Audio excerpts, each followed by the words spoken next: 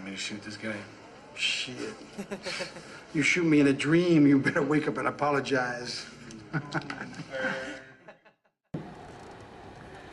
Boa noite a todos. É um prazer estar aqui falando de cinema, embora que eu acho mais interessante ver cinema do que falar sobre, né? Mas é gostoso a gente falar também sobre cineastas que a gente gosta, respeita e tem algumas inquietações que sempre são bem-vindas para a gente poder dialogar. Eu, na verdade, me confesso, não uma expert em Tarantino, não sou. Sou simplesmente uma espectadora, né? Eu assisto alguns filmes dele há algum tempo. Tenho alguns receios também, não vou dizer que são todos os filmes que gosto, porque não seria verdade. E o último filme dele, que foi o Django Livre, eu ainda não tive tempo de assistir, porque eu estava na semana passada numa loucura com doutorado e tal, ainda não tive tempo de assistir. Mas li algumas coisas sobre e fiquei também com vontade, inclusive, de escutar o Alex, porque ele é o expert aqui em Western, né? É a praia dele, então vai ser bom, porque ele vai trazer essas contribuições aqui, inclusive para mim. Então, uma apresentação antes da gente começar. Meu nome é Rose. A minha área é o cinema. Eu sou formada em cinema pela FAAP. Até estava brincando aqui em 1900 e Flintstones, né? Porque eu me formei em 91 e o primeiro filme do Tarantino é de 92. Então, estava saindo da faculdade e o Tarantino estava saindo no mercado, né? Fiz mestrado em cinema também aqui em Brasília, já numa área que tem uma proximidade com o Tarantino, que é o cinema trash, né? O cinema marginal. A gente vai conversar um pouco sobre isso também. E agora, o meu objeto de mestrado é totalmente oposto ao Tarantino, que é o Wim Wenders, né? Que abomina essa questão da violência, essa questão, embora tenha uma ideologia americana aí, mas não é tão pop assim. Mas a gente vai ter uma conversa, no mínimo, instigante aqui e tenho certeza que vai ser um prazer bater esse papo com vocês. Queria agradecer, antes de tudo, a presença de alunos que vieram, né, dos amigos, realizadores da cidade. E dizer que sou muito feliz pelo convite feito pela produção local, né, na figura da Dani Marinho, da recepção da casa pela Adelaide, certo? E assim, é muito feliz falar de um diretor que, na verdade, eu cresci vendo, assim. Primeira vez que eu tive contato com Tarantino foi por um programa de televisão que passava, que era o Top TV, aí falava da nova marca, de um diretor, né, do cinema independente. Eu era tão novinho que eu não... O que é independente? Quem é independente? Aí eu fui assistir rapidamente, eu acho, por essa questão, né, do estilo dele, né, do impacto dos diálogos. Eu fiquei muito fascinado, né, pelo trabalho do diretor, apesar de ser confessamente muito inspirado pelo cinema do Hitchcock, assim, que para mim guia até minhas realizações, né? Hitchcock maior, mas até durante a universidade fiz coisas, né? Uma série de internet que é o É Nóis, que é muito inspirada no trabalho do Quentin Tarantino, e cresci vendo, tanto que o Pulp Fiction eu não vi no cinema porque eu não tinha idade para ver ainda quando foi lançado, e meu pai não quis levar, porque eu falei, não, esse filme aí, hein? Estão falando aí que esse filme tem esse negócio aí. Eu falei, não, pai, não tem não. Aí não fui ver. Fui ver, que não deixou. Mas aí os outros eu fui vendo, já estava mais velho, né? Eu fui ver. Aí, desde Jack Brown, sou uma pessoa que acompanha e vê no mínimo 2 vezes um filme do Tarantino no cinema. Esse último eu vi 4 vezes, né, no cinema. Até porque como foi citado aqui para Rosemary, eu sou mestrando lá na FAC, na UNB, e meu objeto é justamente faroeste italiano, de onde o Tarantino se alimenta muito. Por sinal, se a gente for traçar dentro dos filmes do Tarantino, geralmente dentro do trabalho, né, durante o nosso debate, a gente vai perceber que existe muito esse elo, né, da realização do Tarantino com o cinema de gêneros, em especial o cinema de alguns realizadores de cinema italiano, não só apenas o Sergio Leone, que é o mais reverendado de todos, né? A gente tem outros diretores tão significativos e com a obra mais marcante também para o ciclo, né? E dentro da minha formação, sou formado na Universidade Católica, sou mestrando agora na UNB, né?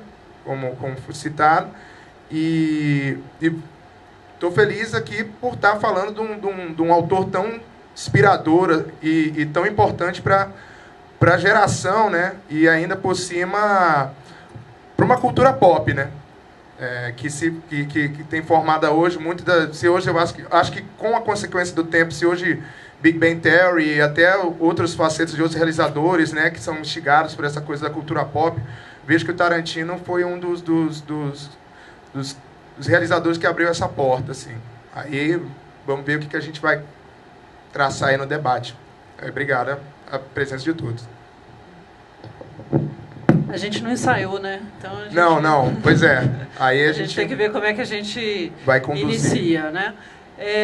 Eu vim pensando aqui, não sei se o Alex concorda, da gente ir, de repente, buscando alguns temas que a gente possa instigar as pessoas antes de abrir para falar da filmografia, mas também do que nos interessa e tentar fugir um pouco do clichê. Embora falar de Tarantino sem falar de clichê, não dá, né? Sem falar dos clichês das imagens. Mas acho importante a gente tentar buscar aí alguns temas paralelos. Uma coisa que não foi falada, eu acho, principalmente pelo programa que eu li, se a gente fosse comparar o Tarantino a algum cineasta brasileiro, né, qual cineasta se aproximaria mais do Tarantino, né? Eu vim pensando nisso durante o caminho. Não sei se você parou também para pensar ao longo da tua tese, embora seja um outro elo aí.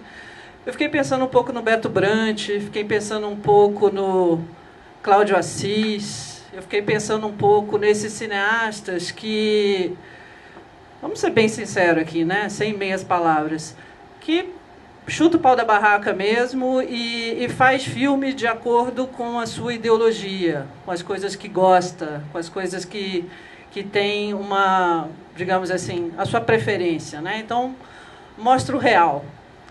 E um grande problema em relação ao Tarantino que as pessoas evidenciam é a questão da violência. Eu não aguento Tarantino é violento, Tarantino banaliza a violência. Mas eu acho o Tarantino tão irônico, eu acho o Tarantino tão sarcástico, que eu não consigo ver, não sei o que você pensa também sobre isso, Alex, eu não consigo ver uma violência fidedigna, uma violência que me apavora. É uma violência que simplesmente, às vezes ela me incomoda, mas ela não é um incômodo, eu acho que é uma violência pop. É uma violência que tem um outro entremeio aí. Eu concordo, Osmir, que eu estava falando hoje de tarde, né, com um amigo meu, aí eu falei, vou lá pro debate e tal, aí você viu o Pulp Fiction? Ele falou, eu vi e tal. Pô, você lembra aquela cena lá, que legal? Eu falo que legal no sentido assim, porque a gente tem que aceitar, lidar, é uma coisa que a gente não combinou, Rosimir, mas o que mais me fascina no Tarantino é a possibilidade de alguém que trabalha não só com cinema, isso que a Rosemary chamou de chutar o pau da barraca, na verdade, é não ver com preconceito o outro cinema da forma que muitos de nós vemos. E ele se alimenta de todo tipo de cinema, né? Por exemplo, ele é um cara que se alimenta desde o filme Sessão da Tarde do Van Damme lá, né? Kickbox, Desafio do Dragão, né? Aqueles filmes lá, tal, Van Damme, Voador, até o filme de cinema do Bergman. Tanto é que eu faço até um convite para vocês, né? No YouTube tem até a claquetagem que o Tarantino faz durante o Bastardos Inglórios, e ele claqueta a cena nomeando nome de vários realizadores. Aí ele tá lá, sequência Dario Argento, que é um diretor italiano de filme de terror. Sequência Carlos Saura, diretor espanhol. Sequência Coppola.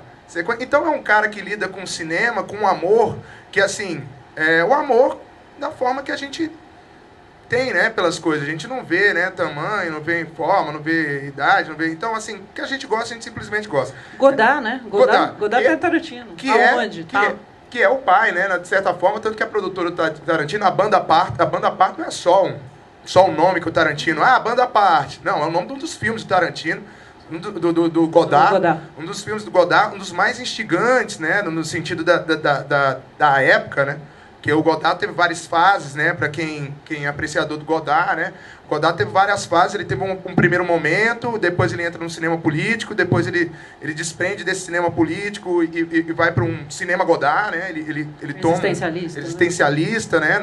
Numa outra faceta. Então, é um realizador que ele gosta do cinema, gosta desde o... Vocês podem ver o leque variado, né? O bonito da mostra, da proposta da mostra, não é só trazer os filmes Tarantino em 35mm, né?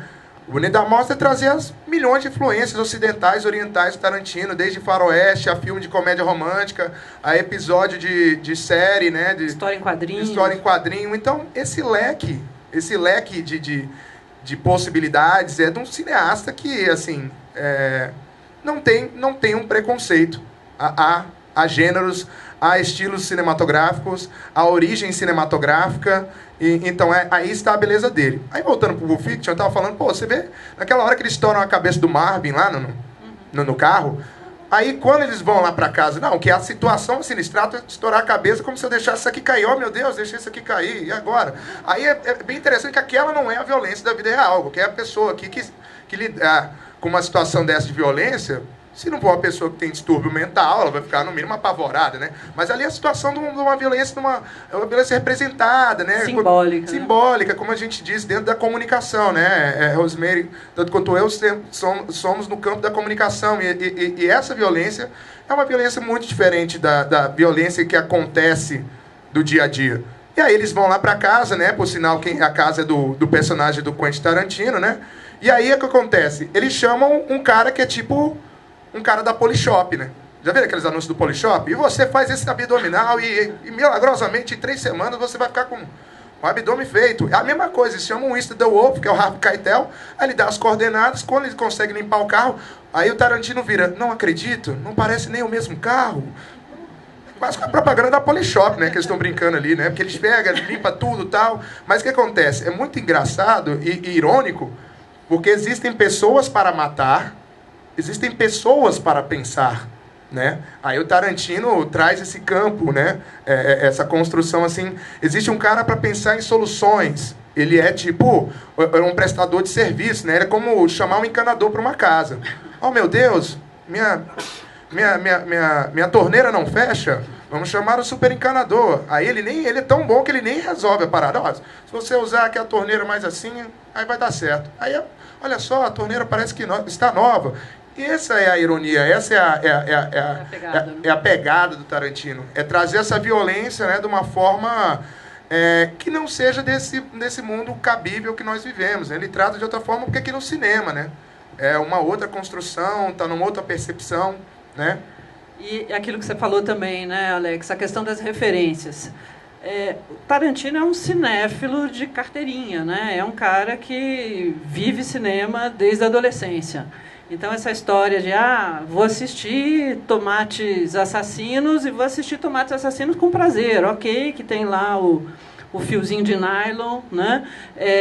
Vou assistir com o mesmo prazer um filme do Howard Hawks, vou assistir com o mesmo prazer um filme do John Woo, vou assistir com o mesmo prazer um filme do Sergio Leone. E tudo isso está contido nos filmes dele, né? As referências estão todas lá, como o Alex falou. E uma outra coisa também, essa questão das referências, das citações, ele não é só um mero citacionista, né? Ele é um cineasta do pastiche. Ele é um cineasta que consegue trabalhar as referências de outros filmes, né, de uma maneira leve nos filmes dele.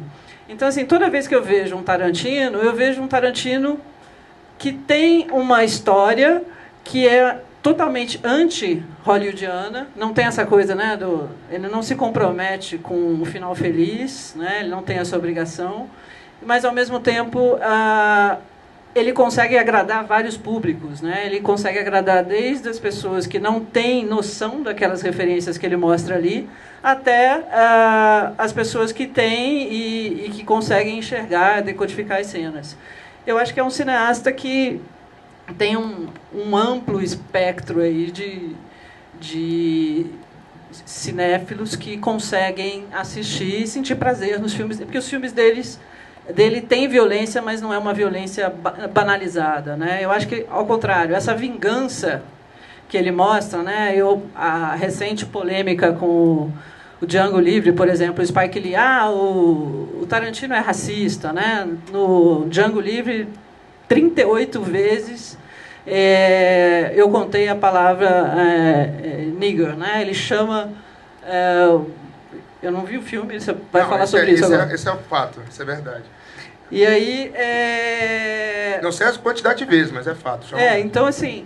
Mas é racismo? Não, não é racismo. Está dentro de um contexto, né? Está dentro da história. Uma outra questão também, além dessa questão da violência, é pop demais, né? É subproduto, né? Às vezes as pessoas falam, um cineminha menor, porque... O que ele traz ali? Ele traz entretenimento, ele faz a gente se divertir, ele faz a gente... A vingança, né? Ele fala assim, a vingança, na verdade, é um jogo emocional que todo mundo se identifica, né? Quem não gostaria de se vingar do Hitler, né? Quem não gostaria, né, de se vingar de uma situação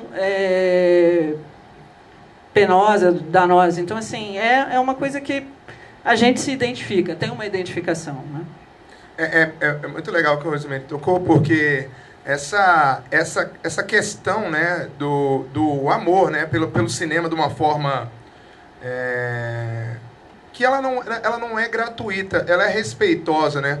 Por exemplo, existe Jean-Luc Godard, existe Jack Hill. Jack Hill é um realizador de exploitation, né? Exploitation, por sinal, é uma referência para ele, que na verdade são filmes que se apropriam de pontos onde eles podem explorar, como sexo, violência, questão de drogas, né? A questão racial, né? Tanto que vários filmes da Amostra, né, eles estão muito calcados mais no exploitation do que qualquer outra coisa, né?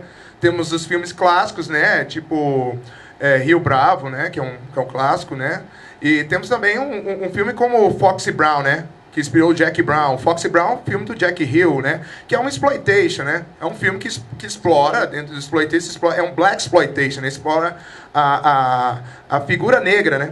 E é interessante porque o Django Livre, esse filme, o Django também, o clássico do faroeste italiano, do Sérgio Corbucci, ele é um exploitation também, um exploitation de violência, né? A violência do Django, do Franco Nero, é uma violência, assim...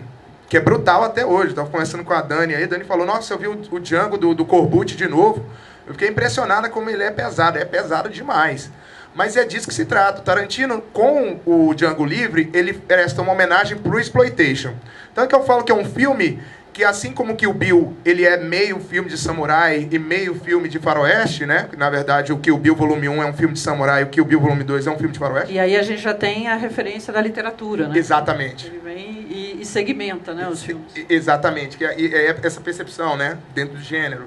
E aí o próprio Django, Django Livre, ele é um filme que tem a primeira metade, que é o faroeste italiano, o reverendado, e a segunda metade é um black exploitation. Tanto é que, para quem viu o filme, tem polarizado um personagem negro com um personagem negro, um personagem branco com um personagem branco.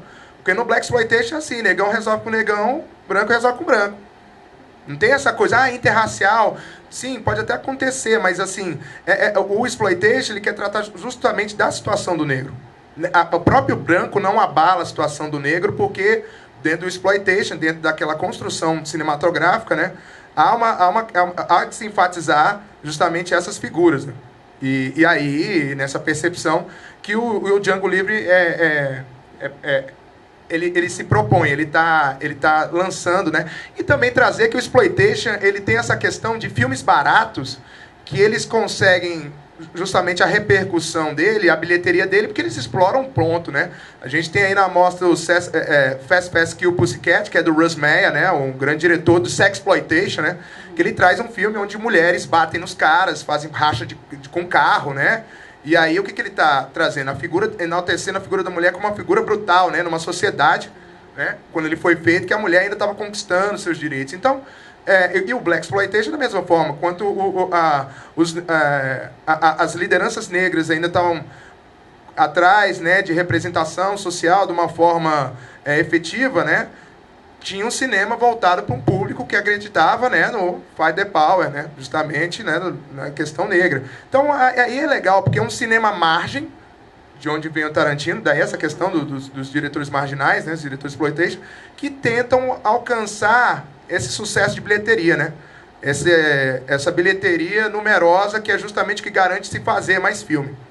E aí o Tarantino, ele é super inteligente, e como a Rosemary disse, ele, apesar de vir do independente, ele nunca largou os temas dele, nunca se curvou, né? Tanto que ele está tendo vários problemas com o Django Livre, porque justamente se trata de uma questão polêmica, onde vem um representante cinematográfico, né? Como Spike Lee, um representante negro, falar: ô, você está falando do meu povo, hein? Você está falando do meu povo desse jeito. Como assim você chama niga? Mas lembremos também, lembremos também que o próprio Spike Lee fez a mesma coisa com Clint Eastwood, quando ele lançou Cartas de Iwo Jima como é que é? Flags of Our Father, como é que é o nome em português?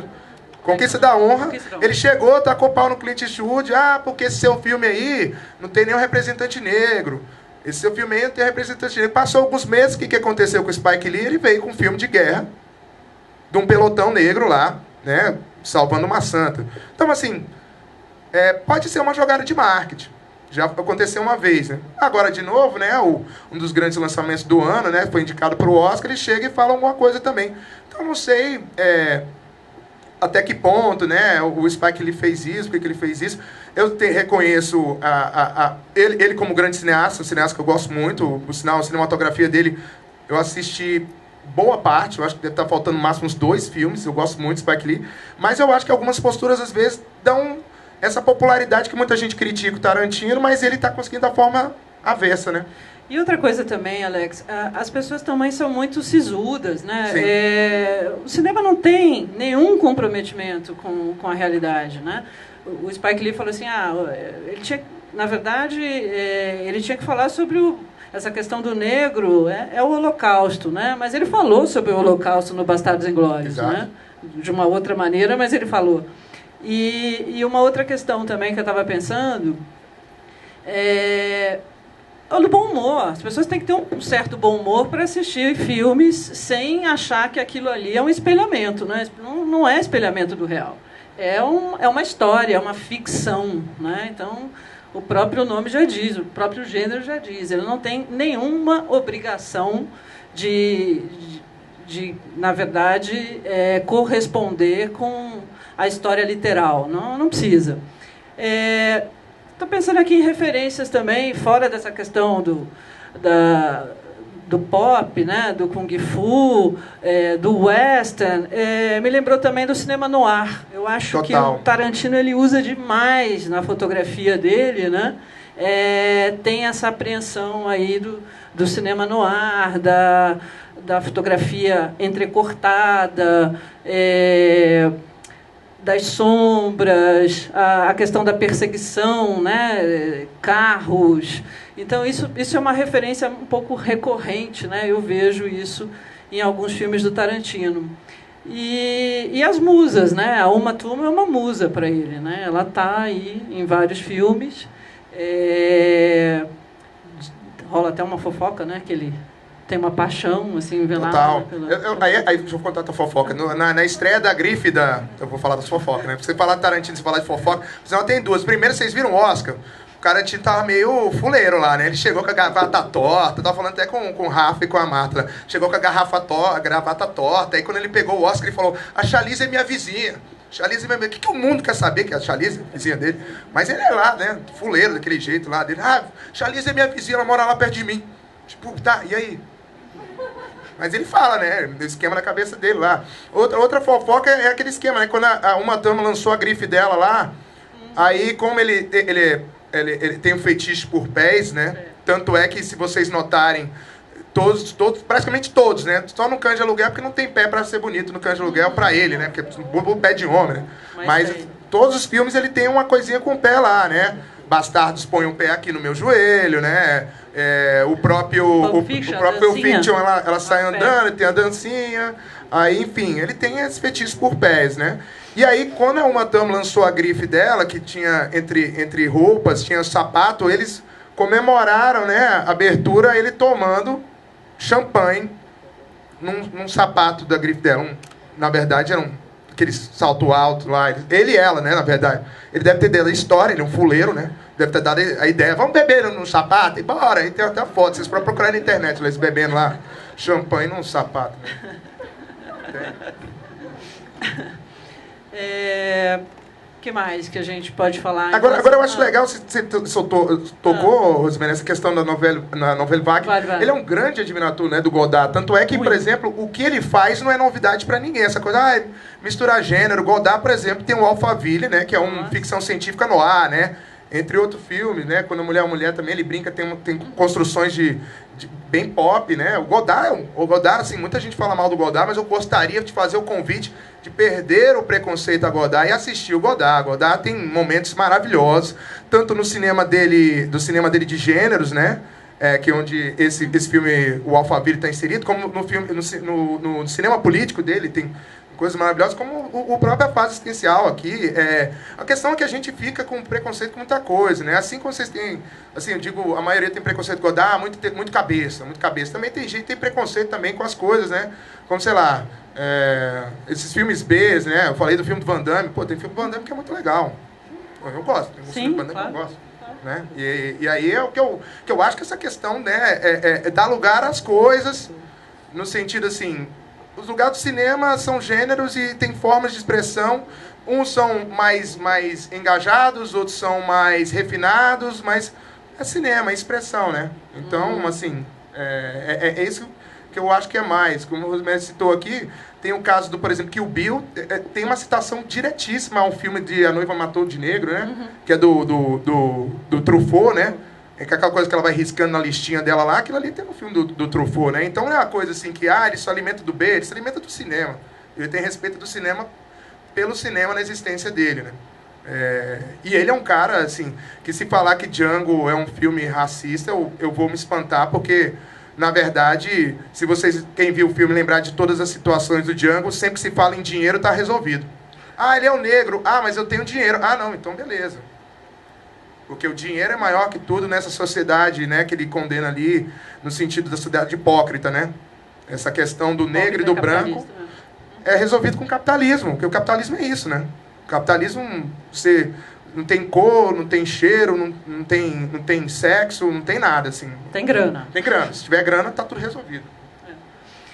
E outra coisa que eu estava pensando, você estava falando aí do Godard, vamos buscar aqui o raciocínio, embora o Tarantino muitas vezes ele não é linear também, né? Sim. Os filmes dele não tem esse comprometimento com a linearidade. Que isso também tem muito a ver com a narrativa literária, né? Eu não preciso fazer um filme com começo, meio e fim. Eu posso fazer de meio, começo e depois ir para o fim, né? Então tem essa... E ele fala, né? As pessoas são muito mal-humoradas e, ao mesmo tempo, é o seguinte, eu faço o filme, eu conto uma história que eu queira contar. O meu comprometimento é com a história. Se eu vou continuar agora, né, eu falei sobre escravidão, eu falei sobre nazismo, eu acho que o Tarantino tem essa vontade, né, de brincar com a história, de, na verdade, se vingar, né, nessa questão da vingança, de se vingar por meio dos filmes. Porque fazer cinema também é isso, né, é se colocar... É o alter ego, né, é brincar, é se posicionar, é ironizar. E ele faz isso, acho que com maestria, ele consegue fazer essa ironia funcionar, né? Eu gosto das sacações e dos diálogos, né? A primeira vez que eu vi Tarantino, quando eu me deparei com Cães de Aluguel, eu falei, o que é isso, né? O que são essas pessoas aqui jogando carta, falando sobre Madonna, falando sobre Like a Virgin, e como se elas se conhecessem, e depois você vai vendo pelos diálogos entre eles ali, que eles não se conheciam, né? Que é genial como é que ele constrói aquilo. O diálogo é quase uma cenografia do Cães de Aluguel, né? Eu acho que funcionou muito assim. E ele tem uma força, né? Uma acidez muito grande, né? Em relação aos diálogos. É bem interessante se a gente for pegar na raiz do Tarantino, por quê? O Tarantino brinca com gêneros, Godard já fazia isso. O Tarantino brinca com a questão da linearidade, começo, meio e fim. O Rashomon e outros filmes, do Kurosawa, já fizeram isso, e outros diretores já fizeram isso. O que há do Tarantino no Tarantino? Aí eu digo que há do Tarantino no Tarantino é a prosa do Tarantino. É a prosa do Tarantino banal. Aí essa questão do banal, do trivial, de conversar de Madonna, conversar de McDonald's, e de uma forma, né, que eles vão do banal ao poético. Né? Por exemplo, isso é legal. Isso é muito lindo, né? Isso é muito legal. lindo. Numa questão de...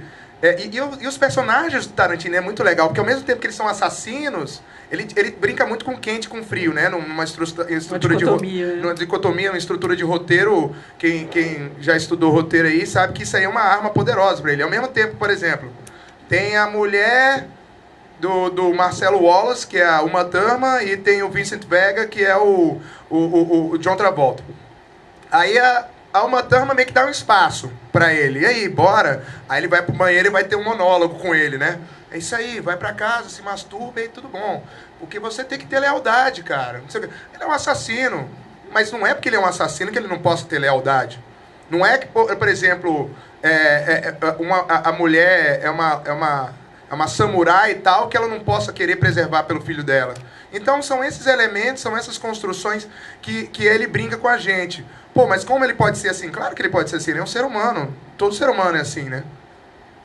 E aí eu acho muito legal, porque dentro desse leque todo, os personagens do Tarantino têm uma construção moral que chega a ser até boba para muita gente se a gente discute, mas não é porque ele sabe dilatar isso muito bem.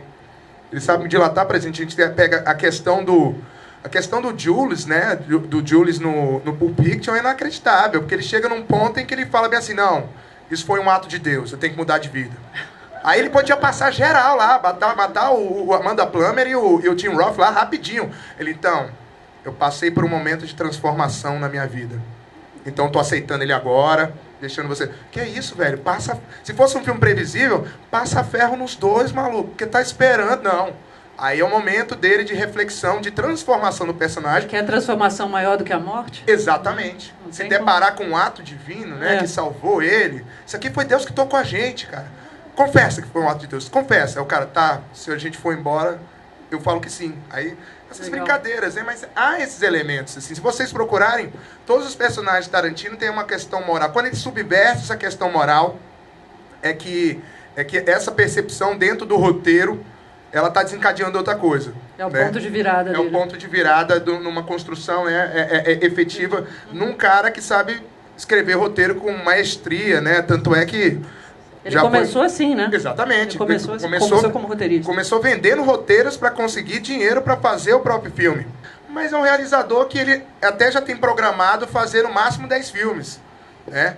E ele tem uma coisa na cabeça dele, eu não entendo isso, é coisa dele, que ele falou, não, quando tiver 60 anos eu vou parar, porque eu não quero ser um diretor velhote. Não quero ser velhote. Aí o que é isso, maluco? Não tá nada a ver, tá o Woody Allen filmando, o Clint tá na melhor da forma. O Clint só é o Clint semideus aí. Kurosawa, só faixa preta, né? Os bichos são demais, né? Não, e é isso, né? Mas é uma percepção dele, né? Enfim, de repente porque o cinema dele é calcado de coisas, né? Que, enfim...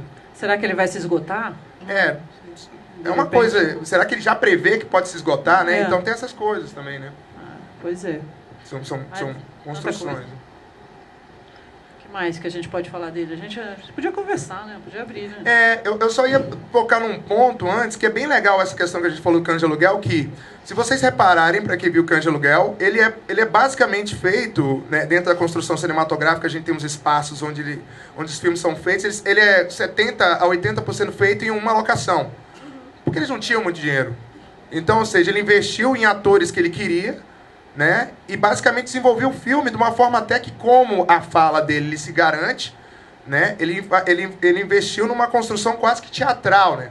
Tanto que tem alguns amigos meus aqui da cidade tal, que já falaram, pô, a gente podia fazer uma uma encenação do Pulp Fiction, do Cães de Aluguel, né? Porque se passa em poucos espaços, a gente de repente adaptaria alguns pontos e conseguiria. Seria totalmente possível. Totalmente. Né? Seria totalmente. totalmente possível, e uma percepção, né, que o grandioso Tarantino, as coisas do diálogo dele, ele traz uma força. Né? Uma adaptação, sim, não seria o Cães de Aluguel, pensando que uma arte para outra, né? O que se perderia. Mas o Tarantino é um homem que ele estudou há muito tempo teatro, né? Então essa construção dele das falas é muito forte. Tanto que, geralmente, nos filmes dele, é uma coisa que a gente não abordou muito, tem um monólogo, né? Sempre tem um monólogo. Esse Django é cheio de monólogo, né? Léo DiCaprio lá, tem um momento que ele tá com, né? Pra quem viu o filme, ele tem um monólogo gigante, né? No filme. E aí é o grande momento, Léo DiCaprio lá, tal, falando da questão, né, do racismo. E aí, pra quem viu, lembra, por exemplo, no próprio no Bastardos Inglórios, Brad Pitt abre o filme, né, na hora que mostra o pelotão dele, com um monólogo, né, sobre o que eles vão fazer com os nazistas, né. Então é uma coisa que persegue o diretor, porque é um diretor de diálogos, né? E numa percepção de diálogos que aí eu digo, são cinematográficos, né? Da forma que ele constrói, assim, tem uma beleza que é própria do cinema. Daí, ele poderia escrever uma peça de teatro? Poderia, mas a eloquência, né? E a construção da cena feita da forma que ele dirige é grande, né? É grande. Que aí eu acho que tem influência muito grande também dos quadrinhos, né? Essa Exato. questão dos enquadramentos, é o close, aí ele sai do close e abre. Ele não tem preconceito em relação também a essa movimentação. As dinâmicas, né, que ele tem de corte, assim, é uma brincadeira, né? Ele tem sempre a brincadeira de trazer referência. Tem momentos no Tarantino, é legal que a gente fala do quadrinho, também tem muito videoclipe, né? Tem momentos do Tarantino que é uma construção videoclipe, né? Você olhar aquele momento da noiva no Kill Bill 1, né? Que ela tá lutando com os 88 loucos lá, aquilo é um videoclipe gigante, né? Só vai mudando de música, ele vai esquartejando, ela vai pá, dança um break lá, corta todo mundo, aí pula, dá uma camarada. É um momento quase que um videoclipe, né? E aí é legal essas influências que ele vai se apropriando numa cultura pop, né? E é por isso que a gente tem tanta identidade, tem tanto gosto. Fico eu pensando se numa construção futura vai ser tão eficaz para outras gerações, né? Aí, se ficar, é o famoso cult, né? Aí ele conseguiu realmente se tornar um dos maiores, se não o maior diretor memorável, cult. né? Memorável, né, da história. Aí só o tempo citando Tarantino, que estará escrito nas páginas da história, né? Aí só a gente vai saber isso no futuro, né? É verdade. É melhor abrir agora? O que vocês acham? Vamos abrir. Vamos, né? Acho mais legal a gente trocar. Quem quiser brigar comigo, fala mal do Django, tá? Aí a gente vai... Eu vou começar por quebrar o gelo. Tá. Não, Por ordem alfabética? D. O A já era, viu? Bem, eu só queria fazer um comentário de outro debate que eu presenciei, que foi do Nicholas Ray, que eles comentaram no debate que o Nicholas Ray falou que nunca um diretor poderia ser tão bom diretor de atores se ele não fosse ele próprio ator. E quando vocês começaram a falar dessa questão do Tarantino como diretor de atores, né, como os atores dessa preocupação dele, e a gente vê na mostra que ele teve essa atuação antes como ator, né, for pegar o Drink no Inferno, né, e une isso à habilidade dele de roteirista. Era mais um comentário que eu queria fazer, que eu lembrei isso muito, essa frase do Nicholas Ray, esse comentário sobre a obra do Nicholas Ray ficou muito forte na minha cabeça. E esse teu comentário, Daniela, é fundamental, assim, na minha opinião, né? Eu não estou respondendo pelo Tarantino, mas na minha opinião é fundamental porque só um ator, né, dirige tão bem e com tanta naturalidade um outro ator, né? É muito mais fácil você se ver ali. E ele brinca, né? E tem essa coisa dele ficar tão à vontade nos filmes, quando ele está atuando, que a gente esquece que o filme é dele, né? Ele faz parte ali. É o Tarantino fazendo a mímesis do Tarantino, né? Então, é uma coisa que ele incorpora bem isso. O teu comentário é bem pontual e fundamental, acho que na obra dele também. Eu acho legal também encarar essa percepção seguinte: Tarantino é ator, mas É bem ruizinho, né? Ator B, né? Ator B, né? Ele, Ator fala, B. ele interpretando assim, uma hora assim, você fala, cara, que esse cara tá quase sabotando o filme dele. Ele tem aquela coisa, não. Lá no Pulp Fiction ele tem uma hora lá que ele quase destrói o filme. Não faz isso não, velho. Sai daí, né? Sai daí, pelo amor de Deus. Mas aí ele se tocou, né? Tanto é que eu tava lendo eu tava lendo na entrevista que ele deu pra Playboy, né? Eu tava lendo a Playboy, imagina isso. Você comprou a Playboy pra ler o Não, vi Tarantino? virtual, o brother deixou. Mas eu depois soube quem era do mês, até fiquei curioso pra comprar. Mas assim, aí o que aconteceu? Lá ele fala que ele queria fazer o Pai Mei. Imagina que idiotice ia ficar. Ele fazendo o Pai Mei, aquela boquinha dele assim, ó. Ainda bem que ele deixou o Gordon Liu, né? Fazer que o Gordon Liu era o cara que fazia os filmes, tanto que tá na mostra aí, a câmera do 36 Shaolin. Maravilhoso. Porque essa construção do cinema asiático, de artes marciais, o que ele tem mais bonito é a coreografia, né? Eles ensaiavam pra caramba, ele não tinha muito dinheiro. E aí o Gordon Liu foi o grande ator, né? De vários filmes do Shaw Brothers, né? Tanto que a entrada do Kill Bill, é aquela coisa do Shaw Brothers com a logo da Warner, né? Tipo, coisa de galera meio kit, assim, e tal. Mas é muito legal. Mas imagina um Tarantino de Pai Mei lá. Não, imagina ele dando voadinha no ar, assim, que trash. Mas é muito interessante essa percepção do ator. E ele estudou durante 10 anos a atuação, né? E isso aqui é bem interessante, né? Um cara estudar tanto e de repente ser tão bom, mas saber dirigir magistralmente. E escrever roteiro. Escrever roteiro. Tanto que Bastardos Inglórios na saga, né? No Screen Actors Guild, né? No Screen Actors Guild, eles dão um prêmio para melhor atuação coletiva, né? E o Bastardos ganhou, né? Ou seja, aí é um prêmio para ele, de certa forma, que ele conseguiu dirigir esses atores magistralmente. Ele foi maestro. Ele foi o maestro, né? Se os atores ganham como melhores atores em cena porque alguém dirigiu. E é muito bonito até esse prêmio, né? Prêmio da Associação de Atores, né? Reconhecer atores coletivamente trabalhando de uma forma pontuada, né? Regidos, né? De forma exemplar. Isso tem mais.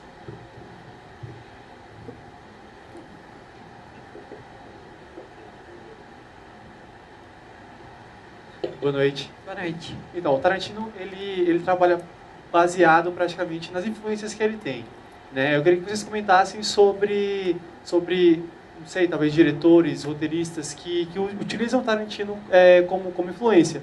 Porque eu li que assim, ele é muito imitado, as pessoas buscam referência dele, mas a gente não vê, né? Pelo menos eu não vi, desconheço algo de sucesso que tenha tido o Tarantino como influência. Eu queria que vocês comentassem um pouco sobre isso aí. Pode. Ex-marido da Madonna. Lembra? Guy Ritchie. Guy Ritchie é um cara, Jogos Trapaços, Dois Canos Fumegantes. Tanto que o Guy Ritchie, quando saiu o Snatch, ele foi aclamado como, olha só que mal, né? O Tarantino inglês. Putz. Imagina, você recebeu o prêmio, pô, você é tão bom, você é demais, você é o Tarantino inglês. Aí o cara, pô, valeu, deixa eu casar com a Madonna aqui um tempo pra ver se sobe meu ibope, né? Aí ele deu uns tapas na Madonna, né? Madonna até assassina, né? O Champagne, ele deu uns tapas também, né? Ele não é um problema com homens, assim, né? Eu acho que é por causa da fase erótica dela, enfim. Mas aí, o próprio, eu acho que o Clube da Luta não seria um ponto diretamente, assim, mas ele tem muito essa construção da cultura pop, né? Da forma que ele foi estruturado, referências musicais. Eu acho que no caso, o Clube da Luta seria o David Fincher, né? Que é um diretor que fez a rede social, então uma coisa, né, da cultura pop, né? Enfim, a gente vê de uma forma mais tímida, né? Mas eu acredito que o próprio Guy Ritchie é o caso mais escandaloso, assim, entre os diretores no período que o Tarantino apareceu. Que ele... mais evidente. Mais evidente, mas eu vejo coisas assim, por exemplo, aquele, eu não sei o nome ao certo, né, que é o 12 Homens e o Novo Segredo. 12 Homens e um Segredo? Não, que tem a continuação, né? A continuação. Tem 3, tem 3. Que aí aquele ali eu acho muito louco, porque tem um trecho que eles... Ela não parece a Julia Roberts? Aí eles ficam brincando com isso. Aí, teu filho gosta de Bob Esponja, né? Que diálogo é esse? Teu filho gosta do Bob Esponja. Super Tarantino. Super Tarantino, né? Então essa construção dos roteiros começaram a se apropriar, né? Dessa faceta mais pop, a gente vê recorrentemente depois dele, assim, né? Claro que não é caso exclusivo, por exemplo, se lembrar de Veludo Azul, né? Eu não lembro agora Veludo Azul quanto que é. Tem uma conversa sobre Heineken. Eu gosto de beber mais Heineken e tal, uma coisa mais tímida, mas eu acredito que é um eco do trabalho dele mais forte, assim, né?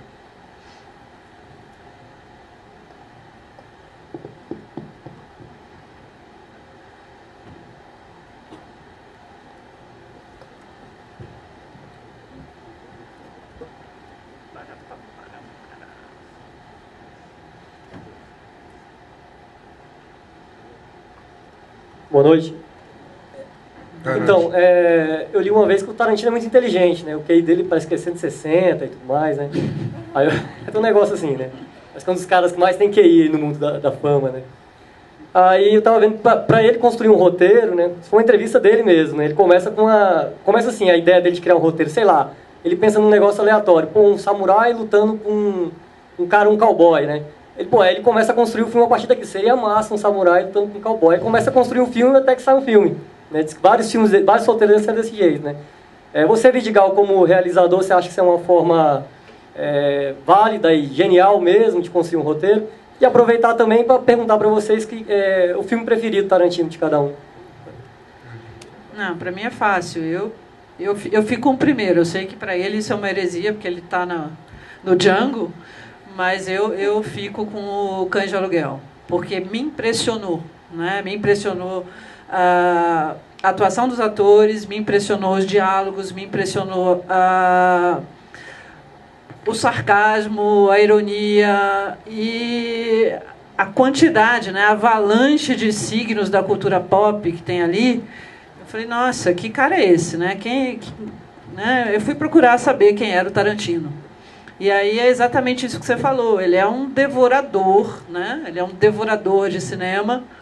E isso faz também com que ele brinque e fique muito à vontade fazendo os roteiros dele, né? Porque ele pega as referências de alguns filmes clássicos e desses clássicos ele coloca tudo no liquidificador e brinca, né? Então os filmes dele são jogos. Eu vejo um pouco assim, ele joga, tem uma brincadeira muito grande ali. Ele se diverte. Acho que isso que é importante. Então, sobre esse filme preferido, por exemplo, o filme que tem uma relação afetiva muito forte hoje, por exemplo, é o Django, apesar de reconhecer que o filme tem construções ali que chegam a uma irregularidade. Já conversei sobre isso com muita gente. Eu confesso que tem uma irregularidade, que o filme é ruim, não é ruim não, mas o filme é irregular.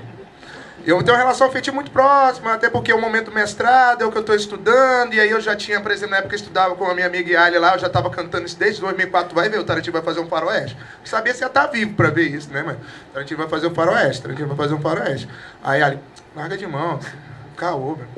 Vai fazer filme de gangster pro resto da vida, na época era Pulp Fiction. Mas, por exemplo, eu analiso assim, uma relação afetiva que eu tenho muito forte hoje, já assisti, né, várias vezes, até para entender o que eu estou estudando, né, é o Django Livre. Obra-prima para mim eu tenho um Pulp Fiction. Pulp Fiction é maestralmente estruturado de uma forma assim, que ele já nasceu um cult clássico, assim. Primeira vez que eu vi o Pulp Fiction, que meu pai não deixou, né, eu não consegui enganar o cara do cinema, o cara do cinema não deixou eu entrar, brother. Não vai entrar, não. Aí eu fui 2 cinemas, os caras não deixaram. Aí eu falei, tá, vamos lá. Mas assim que chegou na locadora, o cara tirou da caixa, eu levei pra casa e assisti umas 5 vezes no mesmo dia. E tava lá ficando doido lá assistindo. Mas assim, como realizador, aí eu fico com a Rosemary. Porque como realizador, o Cães de Aluguel é imbatível. Pela inteligência de saber a forma que ele poderia economizar gravando, a estratégia no sentido dos poucos sets e muito bem articulados, as movimentações de câmera que tem são muito bem pontuadas, ou seja, ele sabia o momento até de construir isso, quanto tempo, por exemplo, eu vou pegar e vou ter um traveling, eu vou ter um traveling por um dia. Então as cenas dos traveling são muito próximas, pode reparar que o momento que tem traveling são muito próximos. O momento que tem, por exemplo, Steadicams são muito próximos, porque ele sabia o valor disso, ele já escreveu pensando na forma que ele iria gastar. E aí eu otimizou, né? Otimizou. Aí eu deixo a dica para qualquer realizador. Se vocês forem escrever um roteiro, sempre pense na possibilidade de filmar, não de conseguir o dinheiro para filmar, né? Sempre vai envolver o dinheiro, mas que seja o mínimo possível. Aí ele foi sagaz, né? Nesse sentido, né? Ele vendeu os roteiros para conseguir uma quantia X de dinheiro, chamou o Harvey Keitel, que foi tipo o pai produtor, dele, né? Produtor, né? Pôs dinheiro na roda também. E aí é magistral a aula de cinema. A aula de cinema, quanto realizador, quanto roteirista, que ele empreendeu ali. Aí eu acho o máximo.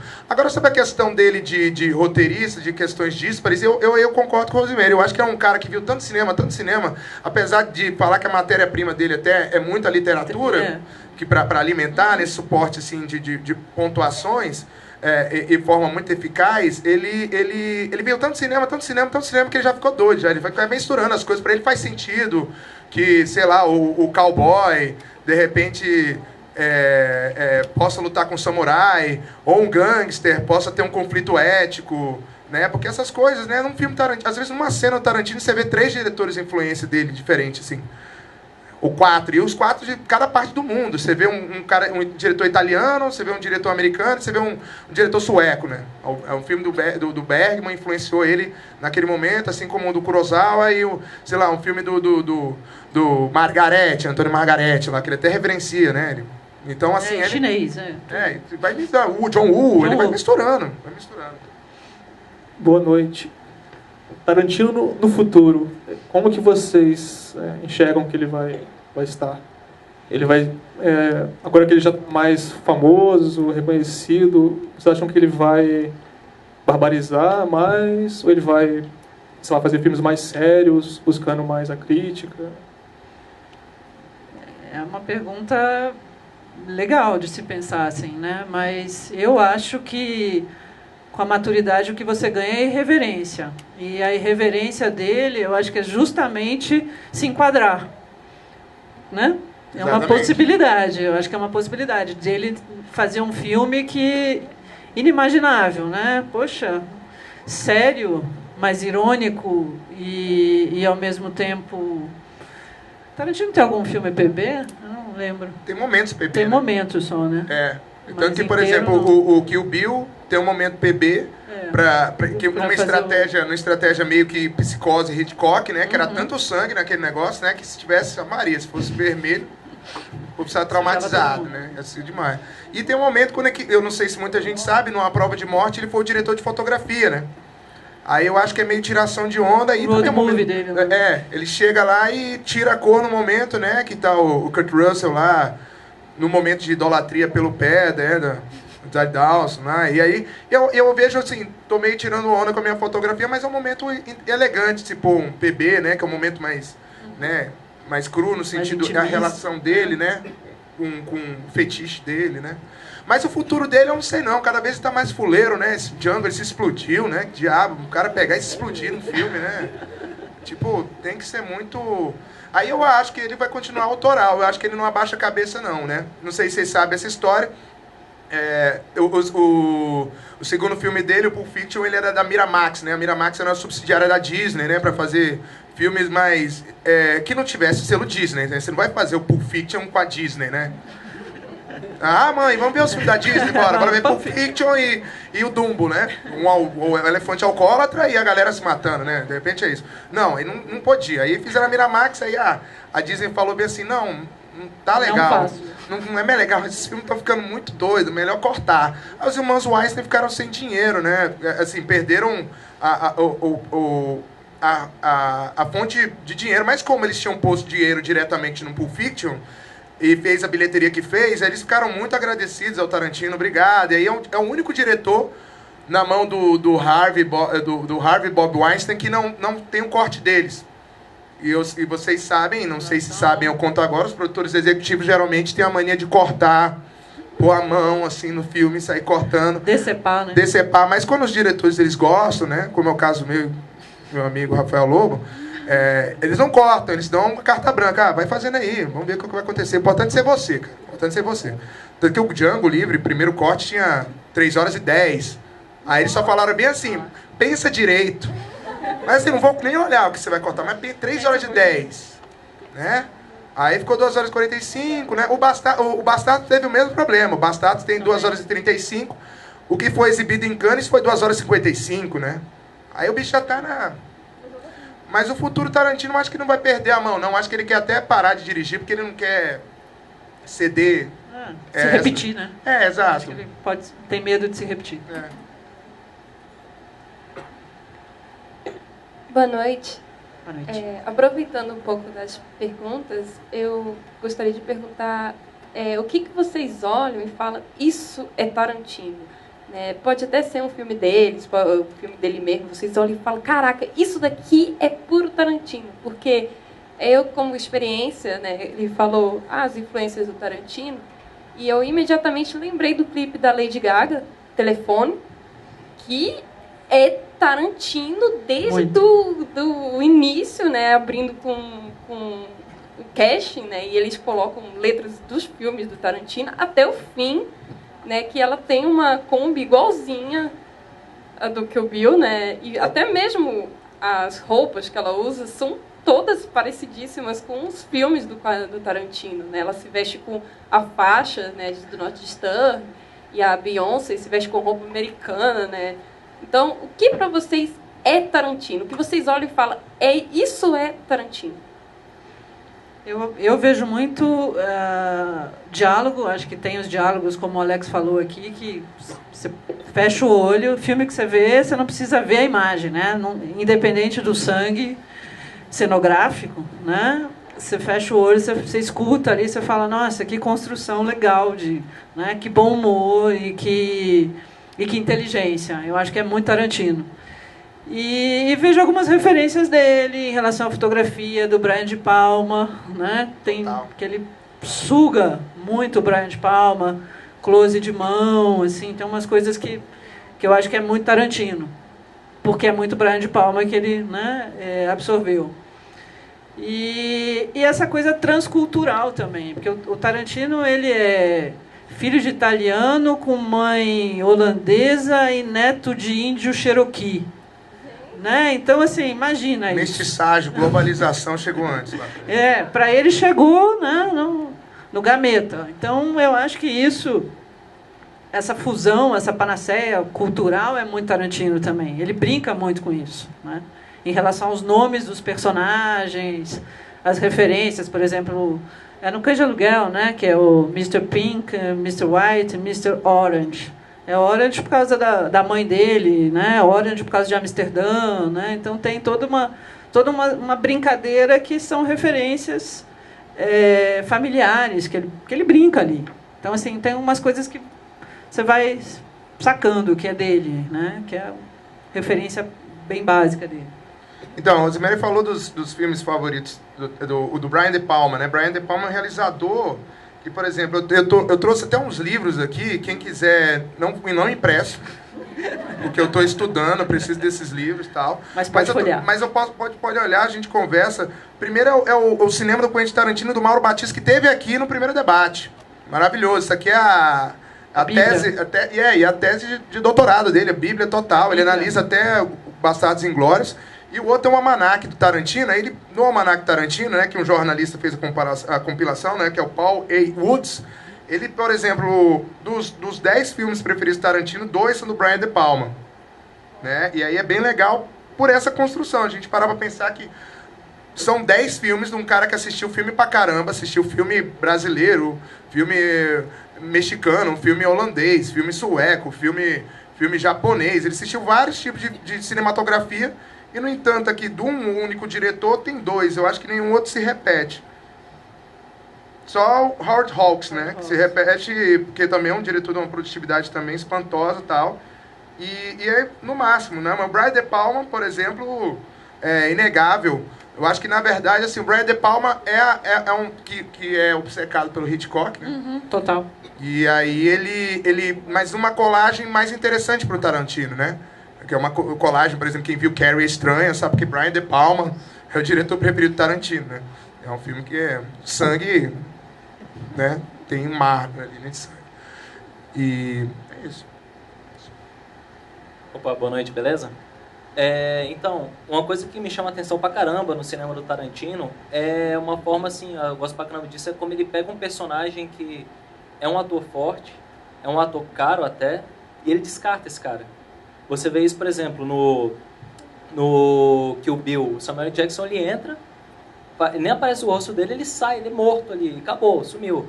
E também tem a coisa, por exemplo, também do Vincent Vega, né, que é um personagem, assim, era um dos meus favoritos no filme ali, e o cara, ele morre no vaso, assim, já deu um spoiler aí do Tarantino, então, do Django, então esse aqui é baixo até. Mas isso é o quê? Ele traz isso aí da loucura dele mesmo, ou é uma referência que ele puxa? E também tem outra pergunta, que é... Ele comentou que ele gostaria de fazer um passado para frente para a questão dos seriados. Aí o que vocês achariam disso, tal? Inclusive patrocinado, acho que é pela HBO, é o mesmo do Game of Thrones, acho que é HBO. Pô, aí se junta os dois, acho que seria foda. O que vocês acham disso? Obrigado. Então, pelo ar aqui a gente não viu tudo. Barulheira no ar. Mas dentro que eu ouvi, primeiro, essa questão que ele falou de explodir... Personagem? O Star System, né? Dentro da construção do cinema, a gente tem as estrelas do cinema que, na verdade, seriam intocáveis, né? Aí, como você citou aí, por exemplo, John Travolta, uma estrela, morre no banheiro, né? É metralhado no banheiro, né? Se eu não me engano, ele ressuscitou o John Travolta no... Exatamente, ele tem essa coisa de trazer também the comeback, né? Teve uma vez que um crítico usou essa expressão. Ele faz o the comeback. Tanto que, por exemplo, Pam Grier, né? Que é a musa do Blaxploitation, do Jack Hill, tem Coffee, tem Foxy Brown, tem Black Mama, White Mama, tem trilhões de filmes da Pam Grier. Eita, um novo mundo se abriu aqui. Muito difícil. Eu só consegui te entender porque eu vi seus lábios se mexendo. A sua boca. Exatamente. Entendi que, enfim. Mas aí eu acho que eu vou ter que falar mais baixo. Vamos começar a falar. Então, e aí essa coisa que ele brincando, né? Com o Star System. Ele chegou em Hollywood, virou um diretor hollywoodiano, saiu do independentezão lá. Aí chegou em Hollywood e quer saber? Fazer a mesma coisa, né? Fazer a mesma coisa. Tanto que aí Django Livre vocês vão descobrir que ele faz lá, quando algumas pessoas assistirem. Mas ele pega assim o Star System, tá nem aí. Porque a onda dele, ele chega lá e põe, né, toda a moral falando, velho, esse filme é uma construção minha, eu tô acreditando nisso. E os produtores também estão acreditando nisso, senão eles não botavam grana, né? Cada vez tá ficando mais caro os filmes Tarantino, né? Vocês notarem, não bastasse filmar tudo na Europa, ter esse cara pra caramba, voltou bilheteria. Esse Django aí, né, mesma coisa, Star System total. Jamie Foxx, Léo DiCaprio, Christopher Waltz, né? Que é lindo, né? Eu também acho ele muito lindo. Christopher Waltz, o próprio Samuel L. Jackson, que você falou. Então, muito atores caros, né, tal, mas ele não tá nem aí, porque eles acreditam na construção dele. E ele, agora mais velho e mais moderado, né? Virou grife, né? Então ele preserva algumas coisas, mas não perde alguns valores, ou senão não vai ser ele, né? E aí, respondendo a sua pergunta, senhorita, você falou, agora que eu lembrei, o que eu vejo mais Tarantino, como falei, o Osmer citou também, são os diálogos, mas outra coisa que o Tarantino tem muito interessante também é a percepção do quê? Da sujeira. Tarantino tem muita sujeira, né? Porque ele é meio Hitchcock nesse sentido, ele sabe da beleza, né? Dessa coisa, e o figurino dele, ele cuida muito bem, né? Tanto que, por exemplo, apesar do Django ser baseado no faroeste italiano, né, que todo mundo era na lama, todo mundo era sujo, você vê que é um faroeste, todo mundo tá impecável, que o Bill lá mata todo mundo, rola sangue, mas tá toda lá bonitona. Cada kimono lindo, né? Tudo lindo, né? Vamos cortar bora na neve, porque na neve é mais bonito. Vamos treinar tiro aqui com o Django na neve, né? Sempre os ambientes, né? A direção de arte, a fotografia, que você citou muito, é uma fotografia, assim, cirúrgica. Cirúrgica, né? Total. Cirúrgica, é muito bonita a direção de fotografia, né? Ele teve poucos contribuidores, né? Ele só teve, na carreira dele, eu acho que 2 diretores de fotografia. O último, que está fazendo mais filme com ele, é o Richard Henderson, né? Que ganhou o Oscar ali no Hugo Cabret, que é um mestre da fotografia total. E ele tem esse cuidado da imagem mesmo. Apesar de, uma coisa não comentada, ele é um diretor muito classudo, né? Ele é um cara de cortes, assim, plano geral, plano médio, plano próximo, aí tem uma sequenciazinha e tal. Ele não tem aquelas coisas ousadas. Esse plano foi super ousado do Tarantino. Não, ele é um cara que dirige numa construção do cinema clássico ali. Ele claro que ele é pós-moderno no que ele traz de conteúdo e de diálogo, mas ele se garante, ele tem uns planozinhos dele, assim, não tem nada super arriscado, né? Para o público não entender, como o próprio Godard teria, quebra de eixo, né? Outras construções, assim, por exemplo, como o Ashpiton teria, né? Em sequências que ele traz, né? Que você poderia até não entender numa narrativa, mas aí você teria que prestar mais atenção. Porque ele é um contador de história que te leva, né? Ele, bem cá que eu vou te contar uma história aqui. Aí ele vai contando, né? De uma forma oral e de uma forma, né? De uma forma visual também, mas com essa cara. Daí você, né, vê que a Lady Gaga no telefone está desse jeito porque ela pega os elementos dele, né, e sabe pontuar, assim, até para vender, né? Se trata disso, na verdade, né, vender. Tem mais? Eu. Só que um ponto que eu acho que é obrigatório falar de Tarantino, que ainda não foi, que eu acho que é a questão da trilha sonora. É verdade. E aí eu acredito, Pecado, né? Pecado. Eu aproveito para perguntar qual é a sequência preferida de vocês com a questão da trilha sonora, que no meu caso é a cena da orelha do Cães de Aluguel. Qual seria de vocês? Demais. Eu acho que eu fico com Pulp Fiction, eu adoro. Adoro aquela sequência trilha. do Chuck Berry ali, né? Chuck Berry. Chuck Berry, eles dançando. Não, e ali é demais porque ali o Tarantino foi inacreditável porque como é que a gente conhece o John Travolta, né? Dançando no Embalo de Sábado à Noite e no Grease, né? A gente conhece ele dançando. Aí ele, o que ele faz? Ele pega e cria uma sequência pro John Travolta dançar, né? E ele dança de uma forma, né, super legal, super fina. Um Chuck Berry, né? Clássicozinho, num espaço, né? Não sei se vocês sabem, né? O Jack Rabbit, né? Aquele espaço saiu mais caro, se duvidar, que o filme inteiro, né? Porque aquele espaço não existe, foi criado no estúdio, né? Aquele base, não. Tem um que inspirou. Totalmente cenográfico. Tem um que inspirou, né? Mas só aquele bar ali foi o preço do Cães de Aluguel todinho. Sério. Que construiu, mandou pôr cartaz, né, tal. Tem várias referências de cartaz e tal. Mas eu vou te falar que a minha sequência de música preferida...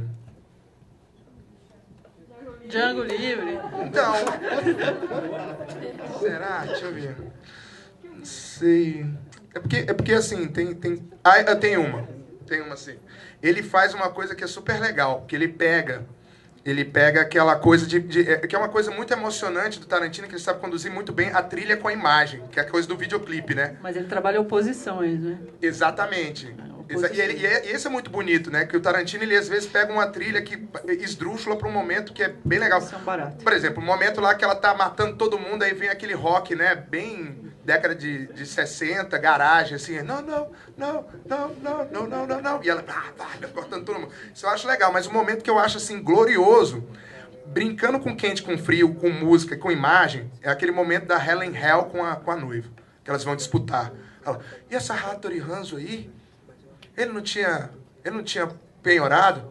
Ele mentiu. Aí, então vamos lutar aqui e tal. Aí fica numa sequência. Mas antes de lutar, vem cá, deixa eu só te perguntar. Como é que... O que o pai meio falou antes de morrer? Então ele falou antes de morrer porque eu matei ele. Aí tem aquele som.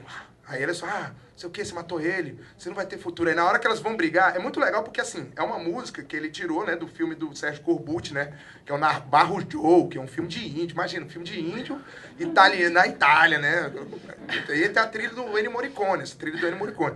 Aí elas estão uma olhando pra outra, e elas já brigaram pra caramba, né, e agora é o duelo de espada, né. Então, ou seja, todo mundo tá querendo ver isso, duelo de espada, um filme de samurai, aí pega assim e tal, aí tem a música, né, cada uma fica no lugar, se prepara, olho no olho, ela sai correndo, aí quando a música tá no máximo, arranca o olho e acabou. Aí é demais, né, porque aí eu pensei, caramba, ninguém vai se cortar tudo aqui, meu irmão, vai cair braço, perna e tal. Aí não, ela só arrancou outro olho, a menina só tinha um olho, né, acabou. Aí é demais pela música, né. E pela imagem, né, porque é a brincadeira do quente e do frio, ou seja, antes da luta foi mais luta que a luta. Então aí é demais, né? E aquele close assim, você, caramba, essa mina que vai rolar. Acabou. Genial mesmo. Aí é demais. Aí, né? Mas eu penso na pergunta, assim, ainda. De repente tá no Django mesmo. Boa noite. Quem? Aqui, ó. Oi. Sim. Primeiro, parabéns pela apresentação. Foi bastante bacana, aprendi bastante. Professor, né? Se não passar nada, mal. Para comentar primeiro, se Pulp Fiction tivesse selo da Disney, talvez teu pai tivesse levado lá pra ver, né? Com certeza, eu consegui enganar ele assim, né? Se exatamente. fosse Buena Vista, fica, pô, pai, lançaram um Dumbo, tu não pode ver. Mickey, fica no Mickey. Uma coisa que me chama a atenção, por exemplo, é que, por exemplo, Cidade de Deus é um filme que eu gosto bastante, acho super interessante. Ele tem uma coisa que eu acho... Por exemplo, Cidade de Deus é um filme bastante violento, você pode dizer, sobre essa discussão da violência, né? É um filme bastante violento, é criança atirando, com cigarro e tudo isso. E também, inegavelmente, é muito engraçado. Tipo, tem aquela cena da galinha, os caras correndo atrás de galinha, atirando na galinha. Tem várias cenas super engraçadas. Que eu acho que tem no filme do Tarantino também tem, eu acho que todo mundo concorda, tem violência e você ri bastante. Só que Cidade de Deus é um filme onde a violência, ela choca muito. Pelo menos pra mim, né? Eu acho ela brutal, chocante, e não é diferente da violência do Tarantino. Tem muita violência também, só que eu acho que essa questão dele de ter um pouco trash é uma forma, um instrumento para ele tornar banal, assim, para você não levar a sério, né? O cara tá fazendo algo trash, como é que você vai levar a sério tudo aquilo? Que nem aquela cena do próprio Django, tem várias, né? O cara leva um tiro e sai voando, ele explode, e a dinamita ele explode, ele desaparece, né? Você não vê mais o cara, acabou a participação dele. Fuleiro, não né? Tem nem pedaço, né? Não tem nada. A questão do trash não é só porque trash, mas se seria uma forma intencional dele de tornar aquela violência mais palpável e você conseguir rir e se divertir com o filme e não sair que nem se sair Cidade de Deus, pô, existe isso acontece, não sei o quê.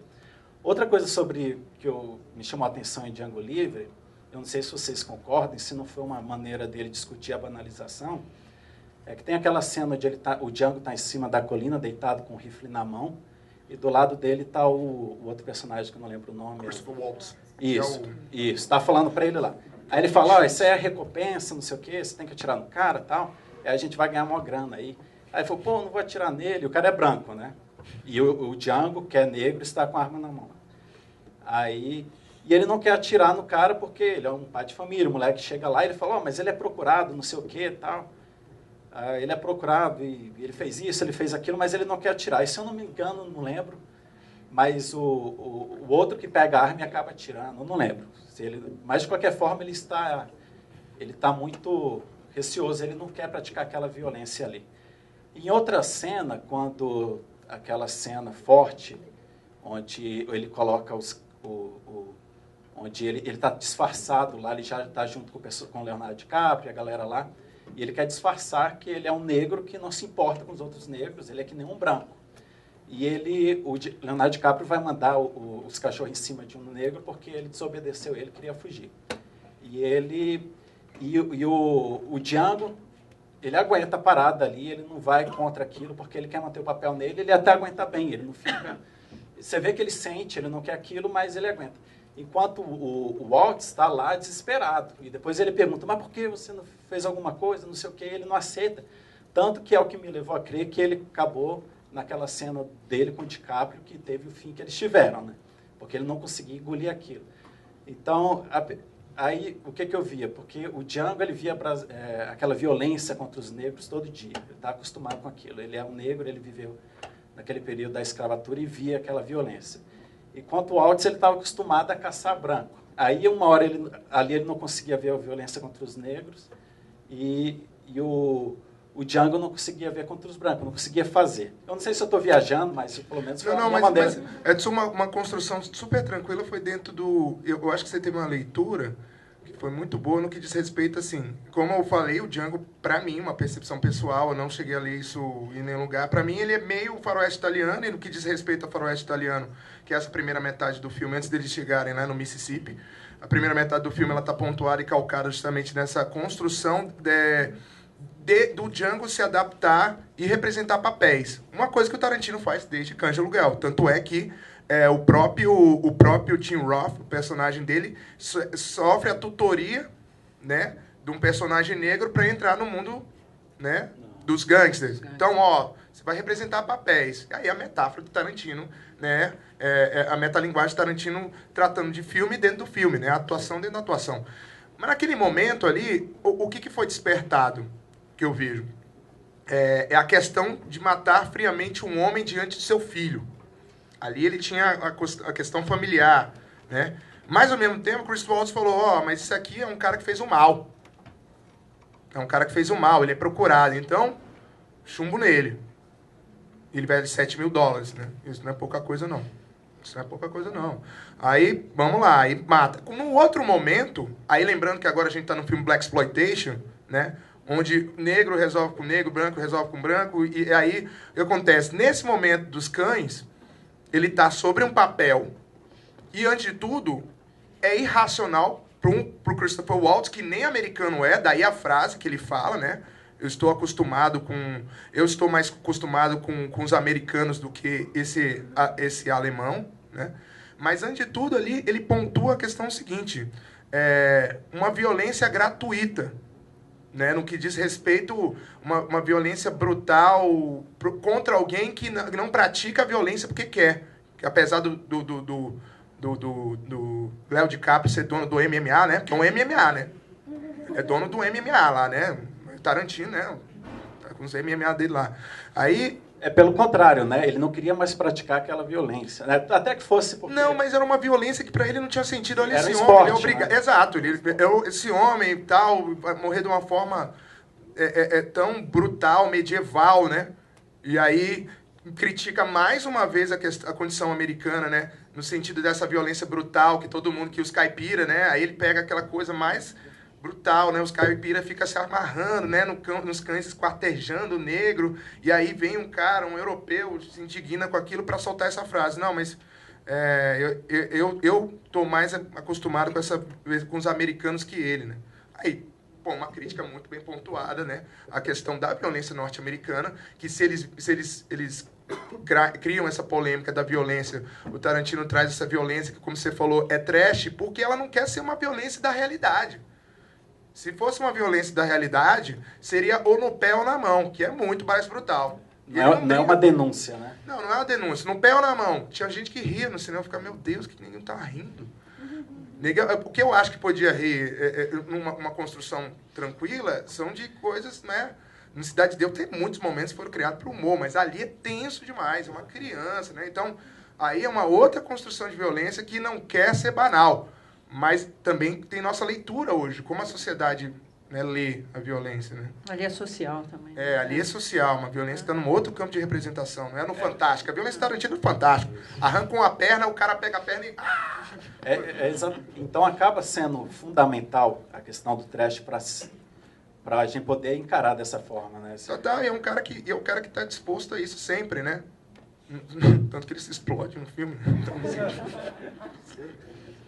obrigado. Quem não viu, nossa. Vamos spoiler até a morte agora. É isso? Tem mais? O que você acha da discussão do Spike Jonze com todo o preconceito com Tarantino? Spike Lee. A gente falou, né? Vamos retomar aqui. Eu só te digo o seguinte, é aquela mesma coisa que, né, ele está brigando pela autoria de um gênero, né? E o Tarantino não tem esse comprometimento. O Tarantino não tem esse comprometimento. Ninguém foi brigar por um Spike Lee quando o Spike Lee filmou a história do irlandês lá em A Última Noite. Uai, você está filmando com branco, tem que filmar com negro. Não é obrigado nada nessa vida. Aí quer dizer que, sei lá, eu que sou mestiço no Brasil, eu posso filmar tudo. Porque tem sangue de negro, sangue de índio, sangue de branco. Então eu posso tudo. O cara vai reclamar, não, mestiço, ó. Viu, meu pai, minha mãe? Meu pai é preto, minha mãe é branca. Então, ó, posso filmar tudo. Aí tem que ter a legitimidade numa construção. Eu acho o seguinte, você não pode pegar e sim, especularizar algo, né? Que não tem um compromisso no sentido, e também tem aquela construção, como eu já disse, é ficção, né? A própria construção sintáxica da palavra, né? De sentido, tá muito pontuando, né? E aquilo não é de verdade, né? Não é metacinema, não é metacinema, não é documentário, não é nada, né? Tanto que os próprios documentários já estão de saco cheio de ser a verdade, né? Tanto que a gente vê muito mock documentary, né? Então, na verdade, a arte, né? Quando arte, eu acredito que tem até essa liberdade mesmo, senão, se ficar se enjaulando, né? Construções e percepções, aí fica mais difícil, né? Enfim. Seu Léo. Opa. Ei, Alex. Rose, prazer, eu estou adorando a discussão aqui. Só reforçar alguns comentários, mais comentários. Assim. Por exemplo, quando o João estava falando aqui de trilha sonora, um momento particular que eu gosto muito é no Jackie Brown, né? Tem a cena lá que o agente, que eu esqueci o nome, mas quando ele entra no carro... É o Robert Foster. Isso, quando ele entra no carro com o Samuel Jackson lá.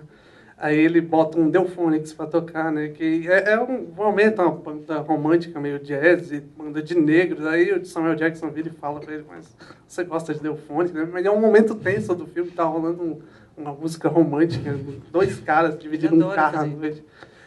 Enfim, um momento particular que eu gosto. Mas, reforçando a questão mesmo do Django que vocês estavam falando agora, desse momento, e aí levantaram a discussão aqui, quando o Tarantino talvez fosse fazer um filme mais sério, a questão social. Eu acho que Django é o primeiro mergulho. Tem alguns momentos, assim, tem uma coisa que que me irrita no cinema americano, mas, assim, que me irrita, mas eu não vou dizer que eu não gosto do cinema americano, que isso é babaquice, mas uma coisa que me irrita muito é porque eles pegam muito essa figura do negro que fica à espera da salvação branca, etc. e tal. Esse ano mesmo, Lincoln fez muito isso. Pegaram, quem viu aí, colocaram os negros lá o tempo todo à espera do Lincoln, salvador da pátria, que vai tirar os negros. Ali ele, não sei, mas no Django a gente tem um negro que está à busca do seu próprio destino. E assim, a gente tem e a gente fez os comentários de violência, mas acho que a violência do cinema do Tarantino não choca tanto assim, porque ela é muito estilizada e o fim dela é entretenimento. Ou seja, o mais que você vai fazer, além dela ser muito bem construída, você vai rir aquilo ali o tempo todo. E aquele momento mesmo que você comentou aí, com detalhes do massacre lá, que ele fala que ele está acostumado com os americanos, o Django fala, é o momento assim, que eu acho da carreira dele mais chocante do ponto de vista social, e talvez essa frase seja a frase mais política da carreira dele. Então eu acho que já é um primeiro mergulho. E, tipo, na primeira cena do filme a gente vê lá o alemão, né, o Christopher Waltz, ele vai lá, compra a liberdade no negro, bota a arma na mão dele para ele, sei lá, caçar a liberdade dele, a felicidade dele. Aí você vai ver, o nome dele é Dr. King. Pô, que coisa do caralho. Não, desculpa aí a palavra. Não, tudo bem. Opa, segurando pra falar desculpa a hora aí, mas... É Tarantino. Tarantino, tá liberado. Dr. King, tipo, o cara é branco, o cara é alemão. No outro filme ele era um alemão, sabe? Aí você pega o alemão lá, o Hans Landa, o cara já é todo malvadão, quer matar todo mundo, negros, Deus, etc. Agora o cara não tá aqui comprando a liberdade do negro, entendeu? O nome dele é Dr. King, olha, Dr. King, comprando a liberdade do negro, botando a arma na mão dele, vai buscar a liberdade. Acho assim, então eu acho que, assim, depois, não que esse filme não seja voltado para o entretenimento, o Django é quase 100% entretenimento, mas ele já tem alguns mergulhos da questão do mergulho mais fundo, que eu acho que é a maturidade do cineasta, né? Ele já está partindo para um cunho mais social, talvez seja isso, não sei se é o intento dele. Eu assino aí embaixo. Eu particularmente, eu acho que você está muito feliz. Eu acho que é a maior crítica também quando você fala Django é um filme racista. Por quê? Aí as leituras temos inúmeras. Primeiro, porque é um branco dando a tutela para um negro. Pô, mas ninguém foi falar que foi racismo Cães de Aluguel quando um negro ensinou um branco a entrar no mundo do crime. Assim, ele é tutor. Porque é crime, então só o negão conhece crime. Não é por isso. Justamente é o ponto de uma tutoria para um espaço específico. E aí é muito maravilhoso quando o Dr. Schultz vira e fala, então, que nesse mundinho nosso, mundo dos brancos, nós temos papéis sociais. Agora você vai representar o valet, meu lacaio. Aí ele fala, vou representar o valet. Aí ele chega com aquele figurino maravilhoso de lacaio, né? E aí quem viu sabe, quem não viu, é o que eu falo, o cinema é coisa de ver. Eu não estou tirando a magia de ninguém. Quando não vê, vai falar, que é isso, Jesus? Mas para pensar em várias construções. Ele está brincando, né?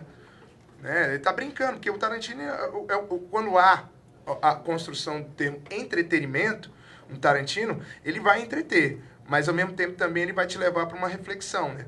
E aí é que ele é mais independente, aí ele não traz a raiz dele, é nessa percepção que ele pega e não vai, né, trazer só o banal. Também ele vai ter um momento de te tocar, né? Que eu falo, do banal ao sublime, né? Tarantino se trata disso. Chega em momentos de reflexões, né, que cabem isso.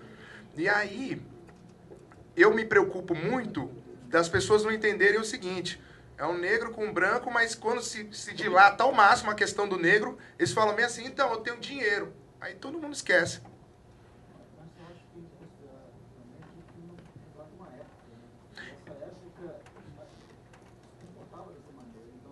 Não, mas eu concordo, mas eu acho legal, é justamente isso. Porque ele pega na época, mas mesmo pegando na época, ele chega e fala bem assim, dinheiro. O outro esquece toda a formação de pai para filho e chega, ok, dinheiro. Então, dinheiro é mais importante, né? Do que o meu pai me ensinou. Exato. Mas eu discordo aí. Ele fala que é da época, mas isso pode ser trazido para o dia de hoje. Quantas coisas a gente não vê? Não pode fazer isso, não pode fazer aquilo. Tem dinheiro. Não, você é rico. Na verdade, sabe o que eu falo? Eu diria que são das épocas. Só porém um S. Porque a percepção... E aí eu lembro saudosamente de um professor meu de história, Bueno, quem teve aula com ele, um professor negro, ele falava bem assim, engraçado, a história ela não se lembra de muitas coisas, né? Se a gente parar para pensar o quanto de tempo já tivemos escravidão de brancos entre brancos e brancos com negros, dá o triplo da escravidão branca dos eslavos, né? Dos slaves, né? Do povo, né? Do leste europeu, com a quantidade de tempo que eu vi essa escravidão branca, né? Quando você vê filme romano, você não vê os negão lá, né? Você vê o Judá Ben-Hur puxando o remo lá, porque é a escravidão entre brancos e brancos, né? A África não era tão explorada, não foi pelo neocolonialismo, mas por essa questão de construção histórica, mídias, né? A gente tem essa percepção, né, da escravidão negra muito mais realçada.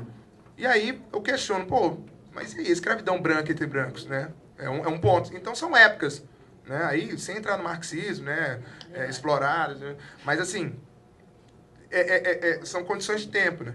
E a gente tem que lembrar que, infelizmente, está retratado de forma filmada e fotograficamente questões como um banheiro de colors e no colors, né? Isso existe, aconteceu na época que muitos de vocês nasceram. Olha só, se nasceram numa época que tinha uma coisa como essa, que coisa, né?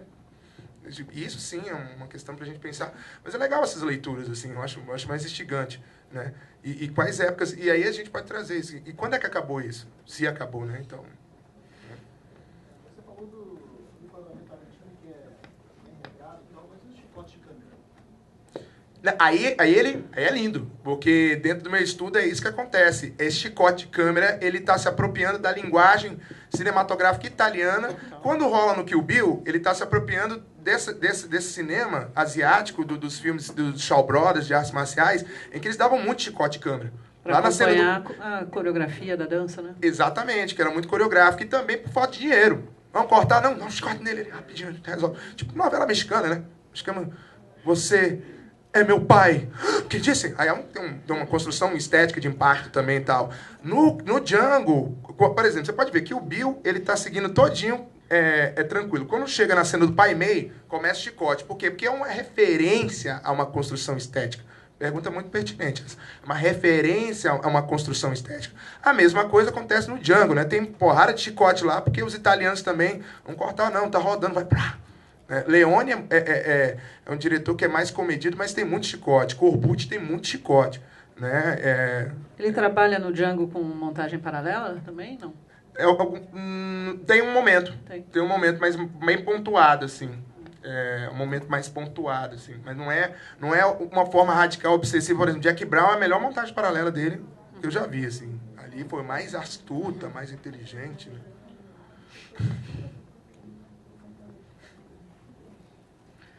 Que Temos mais? um curta também, né? Curti essa pergunta. Essa pergunta é muito boa. Foi, também achei. Da estética. Porque toda vez que ele filma alguma coisa, ele tá absorvendo uma estética também. Ele não referencia só imageticamente, ele referencia da forma de filmar. Ah, aquela galera filma assim. Tanto é que o A Prova de Morte, ele tem 2 momentos decisivos, assim, nossa, agora que você falou, ficou legal. Porque ele tem 2 momentos decisivos, porque assim, a primeira metade do filme, né, do A Prova de Morte, ele tá homenageando o quê? Os filmes de carro norte-americanos. Porque os filmes de carro norte-americanos, tanto que a grande diferença entre a construção de filmes de carro, tem os filmes de carro norte-americanos, tem os filmes de carro australianos, que aí vem Mad Max, né, e outros filmes de carro inúmeros, né, numa construção, né, que o Mad Max é o arauto, é o grande filme de carro, né, que é o seguinte... Na primeira metade do filme, ele homenageia filmes de carro como, por exemplo, Vanish Point, né, que é Corrida contra o Destino, está na mostra. Ele homenageia um dos grandes filmes de carro, que é o Bullet, né, com o Steve McQueen, maravilhoso. E aí, como são os filmes de carro norte-americanos? Eles filmam dentro do carro, né, e prioritariamente dentro do carro e fora do carro. Mas não a câmera fora do carro, como a estrada, sabe? E aí eles filmam ou dentro do carro ou longe, filmando o carro. Já os filmes australianos, eles já trazem muito essa construção das câmeras coladas no carro. Daí aquela sequência do dublê, né? Que a câmera tá colada no carro e ela desesperada, tal. Aquilo traz uma atenção, traz o espectador para dentro. Aí até nisso ele pensou. Tanto que é um filme com metade também. A primeira metade, né? Uma construção de você entender os personagens, o que ele vai fazer, ó. Ele resolve assim. Aí a segunda metade ele resolve do outro jeito. Que é surpreendendo o espectador se ele pensa que vai ver um filme convencional, né? E aí traz essa revanche também dos personagens. Mas é legal, porque ele traz de novo a construção estética de um outro cinema específico, que é o filme de carro australiano. Puta, nem sabia que tinha muito filme de carro australiano. Tem milhares, assim, e justamente com construções muito pontuadas na forma, né, de filmar. Tanto que os filmes australianos, eles reinventaram a forma de se filmar carro, né, a partir justamente dessa percepção de filmar com câmeras, né, postas no carro em alguns ângulos, né, para trazer essa tensão entre carro e estrada. O americano não tinha muito essa percepção até aparecer esses filmes, né, da década de 70, como Mad Max 1, Mad Max 2 e, enfim, Mad Max. É o que a gente conhece, né, é o que a gente tem mais popular, assim. Eu vi um comentário do próprio Tarantino numa notícia falando que ele achou o Drive fraco. Aí isso eu achei tão... Inveja. É inveja, né? Porque isso aqui é inveja mesmo. Porque esse é um filme que é tão, assim, até meio próximo, né? É bem diferente na questão da direção e tudo mais, mas aquela violência poética é muito próximo disso. Pô, ali, que nem no Django ele tá matando, mas tá matando por amor, né? Até certo ponto. Aí, não, então... é tanto que é apropriado até... O que amor é esse? Aí ele vai lá na raiz do amor, que é o amor romântico alemão, né? Que é ali que nasce esse amor, quando a gente conhece do romantismo, esse romantismo translocado que a gente vê em muita novela, né? Eu amo ele, coisa bem desesperada. Ela vem justamente dessa raiz da mitologia, né? Que tem um germe ali no Siegfried, né? E da Brunhilde, ele pega e até justifica. Então, esse Django, esse personagem está calcado, né, nessa mitologia, onde está calcado na mitologia cinematográfica que é a do faroeste, quem pare o gênero, o primeiro filme que com todos os elementos, né, de uma estrutura de linguagem e tal, ela nasce num faroeste, em 1903. Então, ou seja, você já tem uma mitologia dentro de uma outra mitologia, uma mitologia literária, dentro de uma mitologia cinematográfica, né? Aí a beleza nesse ponto aí que você está falando. Mas eu te digo que os dois têm essa percepção. O Nicholas Wind, né, que é o diretor do Drive, e o próprio Quentin Tarantino, eles têm muito essa coisa de lidar com clichê. É verdade. Extremado, né? Por isso que rolou uma invejinha né, um do outro. Porque é justamente isso. Os dois lidam com clichê de uma forma mais apropriada, né?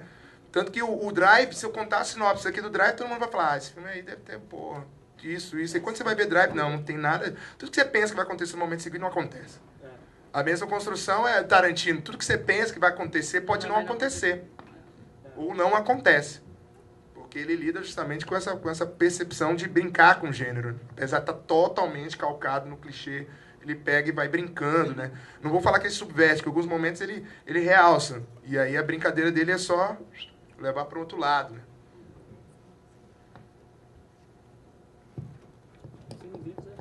E aí? Vou falar de novo aqui, ninguém quer perguntar nada. Aí sim. Eu lembrei de o Arthurzão lá falou pra mim hoje. Que é uma coisa que eu fiquei muito louco, com essa coisa do tanto que levou no talo a questão da Brunhilde com o Siegfried, né? Da mitologia lá. Não é spoiler, tá bom? Todo mundo viu Django aqui? Acho que não, hein? Não, eu ainda não vi. Tá, não é um spoiler assim, não. Ele chega no final do roteiro, ele não escreve com o personagem Django, com a personagem lá que é a Brunhilde, a mulher dele. Ele escreve justamente assim.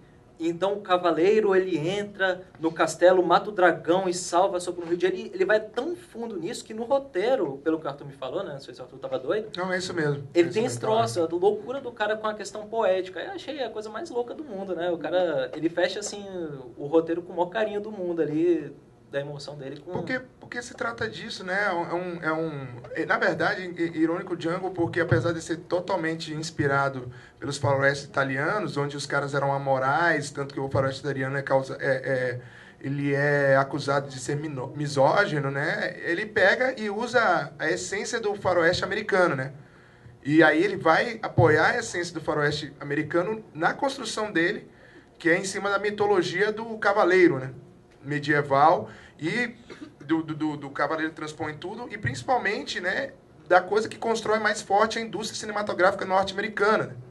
Que esse personagem romântico que é capaz de fazer tudo por sua amada, né? Ele segue no Django o mito do herói também? Segue. Mas é legal que o que faz o personagem do Christopher Waltz é justamente pontuar que ele se torne um personagem de faroeste italiano.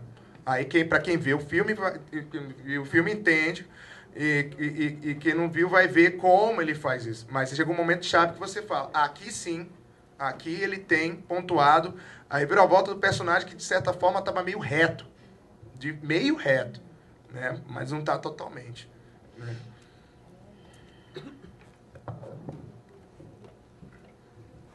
Tem mais alguém? Tem mais gente? Tem a Daniela de novo. Começou com ela. Não, eu quero só saber se alguém quer mais fazer uma pergunta. Vamos passar para a última pergunta, né? Porque já está dando horário para a gente encerrar aqui. A gente ainda vai passar o Tarantino's Mind logo depois aqui de encerrar, para quem quiser ficar. Fica até um convite para vocês verem o curta, dirigido pelo 300ml.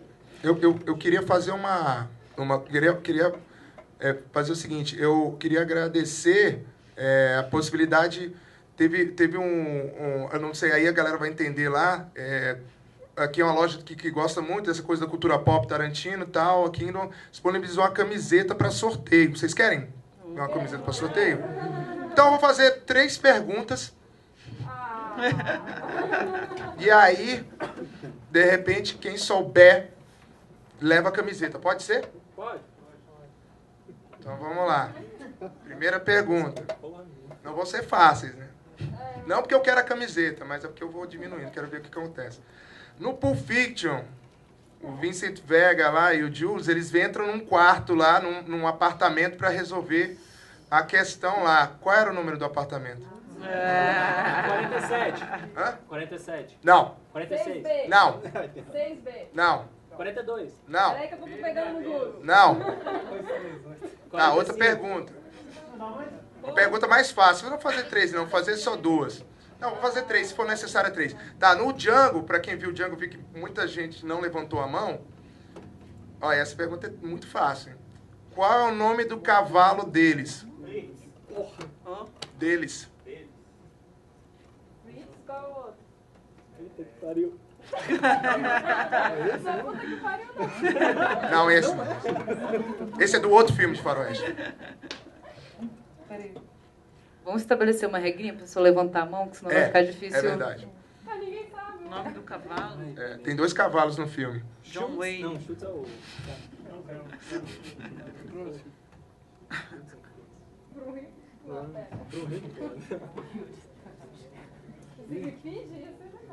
Ia ser. Mas um já chama Fritz, o outro tem um cavalo americano, então tem que chamar de outro nome, né? Dá uma dica. Não, eu digo, não, vou fazer a terceira pergunta, que é mais fácil. Mas responde. Hã? Tá, então no primeiro é 416, aí no segundo é Tony Fritz. Tony Fritz. Tony. Meu nome é americano, é Tony. Acho que no roteiro tá Silver, né? Aí o Silver. E deixa eu ver aqui uma... Mas, Mary, faça uma pergunta então, tá muito difícil. Então tá. Música. Pronto, agora vai todo mundo gritar, mas só pode quem levantar a mão primeiro, a Dani vai falar. Qual é o nome da protagonista de Kill Bill? Uma turma. Não. É a noiva. Ela foi rapidinho. Ela oferece. Não, é uma Bellatrix protagonista. Kiddo. É a noiva. Não. Não, então vamos fazer o seguinte. Qual é o nome da protagonista de Kill Bill? Pronto. Bellatrix Kiddo. Pronto, acertou. Obrigado. Aqui. É pra gorda a blusa que... Não sei, ué. Depois você vai lá. Vai lá e troca. Não vale, ó, não essa questão porque não especifica o nome da personagem, da atriz.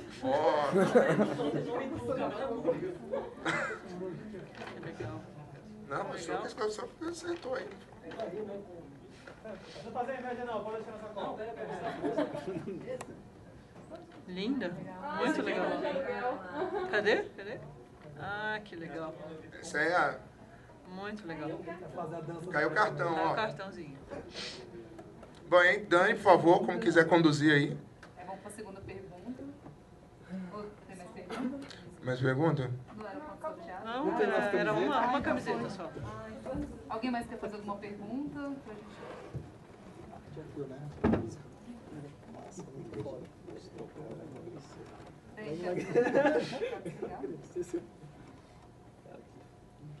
Pronto, funcionando. Bem, acho que o público não tem mais perguntas. Qualquer coisa a gente continua lá embaixo, né? Uma conversinha rápida para quem... No bar, né? No bar. Tá quente, aqui tá quente. Eu quero saber se a Rose e o Alex têm considerações finais. Agradecer a presença de todos vocês, a presença deles principalmente. Não desmerecendo vocês, gente. Ficou parecendo, desculpa. Eu quero saber se o Alex e a Rose têm considerações finais e agradecer muitíssimo a presença deles aqui. Não, eu quero agradecer também o teu convite do CCBB e a presença do Alex aqui, que foi uma delícia. E, ao mesmo tempo, estou louca para ver o filme junto com vocês. Vamos lá. Eu queria agradecer muito também a presença de todos que ficaram. A gente foi indo, né? Foi indo e vocês ficaram. Muito legal essa participação, a gente trocar. Que é um momento legal porque, no sentido de tudo que a gente viu, a gente pode agora estar crescendo, né? Muitas pessoas viram vários filmes aí da mostra e são filmes bem legais. A mostra está muito, muito bem composta, não só pelos filmes, mas as influências são maravilhosas. Tem possibilidade de cinema que traz cinema. Aí o realizador, o Tarantino, ele é muito, muito feliz no sentido que ele traz uma educação cinematográfica para a gente, né? Eu fico curioso de ver a influência, mas aí, ao mesmo tempo, está abrindo uma porta de você conhecer Nouvelle Vague, o neo-expressionismo, o neorrealismo italiano, né? E outras, o exploitation, essas cinematografias diversas, o independente, né? Agradecer o gentil, querido convite da Dani Marinho, né? A nossa Adelaide aqui que está dando suporte, né? O Zimeiri conheci agora aqui, a gente, nessa conversa super bacana aqui. E eu queria só fazer um pedido. Eu queria que, na verdade, que dentro de um debate como esse, né, a gente conseguisse olhar. Eu acho que uma das mensagens, não é o Tarantino que fala isso, mas uma das mensagens mais bonitas que ele tem é não ter preconceito, né? De repente, você ter o seu pai, né, curtindo ali, um faroeste italiano, ficar rindo dele, não, vai ver com ele, né? Sei lá, sua mãe gosta, sei lá, de um filme romântico lá, do Douglas Sirk, né? Esse filme é pai. Não, vai lá ver com ela. Eu acho que a gente tem mais a aprender quanto mais a gente vê, né? Esse que é a beleza que eu acho que é do cinema do Quentin Tarantino, é justamente essa possibilidade de um cinema que vê mais cinema, né? Sem preconceito, né? Já que ele tem essa família aí, do italiano, com índio, com, né? Ele, até quando ele é pequeno, ele foi criado, né, com uma casa que tinha uma negona, né? Uma chinesa, e a mãe dele que era descendente de índio. Então, um cara que, né, cresceu sem preconceito. E a gente que cresceu num país desse, eu acho que não deveria ter preconceito nenhum, né? A gente cresceu com tudo isso, né? Então, aí é o convite que eu faço para vocês.